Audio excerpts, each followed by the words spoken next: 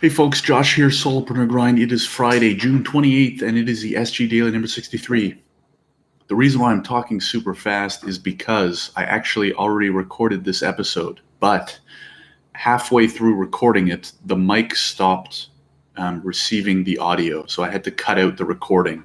The audio still went up because I record the audio for the podcast separately through my headset, so that was fine. The audio got uploaded, the video did not. And as you know, I don't like missing the routine. So when I promise 3 videos a week, I want to get 3 videos a week. So anyways, what I was talking about and what is really top of mind is self-care today specifically because of how much my self-care was thrown off in the last week and how it took some time to notice it.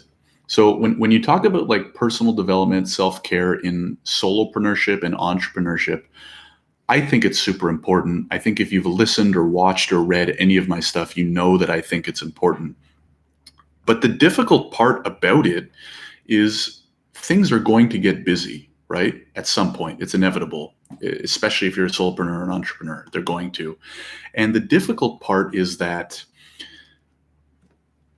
measuring and keeping tabs on your personal health is very difficult in the sense that if you miss your evening routine one night or miss your morning routine one night, you're probably not going to feel a noticeable difference the next day, right? So I'll give you an example.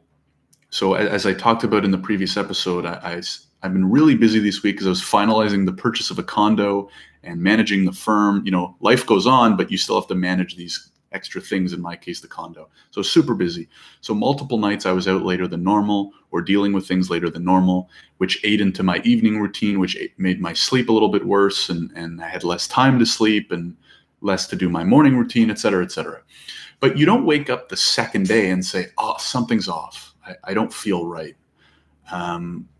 But for me, what happened was after 5 or 6 days, it really hit me. So because it's gradual and it's hard to notice at the beginning, but after 6 or 7 days, it kind of hit me, and it was like, crap. I'm super tired. I don't have the same energy I normally do. I'm not waking up with the same level of excitement I do most days.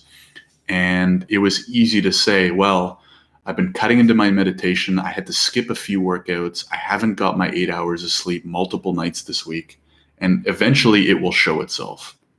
So all of that is to say, you really have to keep tabs, right? Because you are going to get busy. The solution isn't don't get busy and don't ever cut into your routines, because sometimes you don't have a choice, right? So if I am used to let's just say 8-hour workday and all the rest of my routines are based around that, then as long as the 8-hour workday is maintained and no other personal stuff comes up, you can maintain the routines.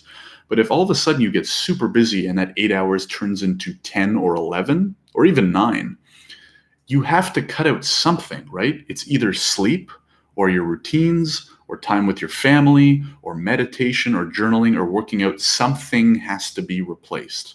So when you get busy, because you will, because you're a motivated person and cool stuff is going on, it's not that you should fear it and do everything to avoid it. It's that you need to catch it as soon as possible and steer back onto the main road, right? So yesterday, after about 4 or 5 days, it really hit me. I was tired, didn't have the same energy.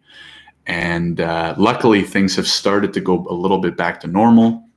So last night, I got my full evening routine in, got my meditation, reading, getting ready for bed, got my 8 hours of sleep, slept like a baby, woke up, did my proper morning routine, got my workout in, meditation, stretching, all that good stuff.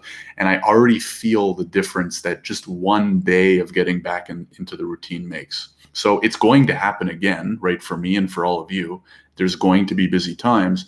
The key is, how do we minimize that and notice it as soon as possible so we can get back on track as soon as possible? So anyways, that's my thinking. Would love to hear your thoughts. If you like it, make sure to like the video, subscribe to the channel. I do these 3 times a week. If you like this content, I send out 3 emails a week, sharing my thoughts, opinions, struggles, lessons learned, all that good stuff. Usually on the email list, I get a little more personal and share some secret stuff that doesn't get shared with the rest of the world. Anyways, hope you have a great weekend. If you're up in Canada, have a good long weekend for Canada Day, and I will talk to you next week.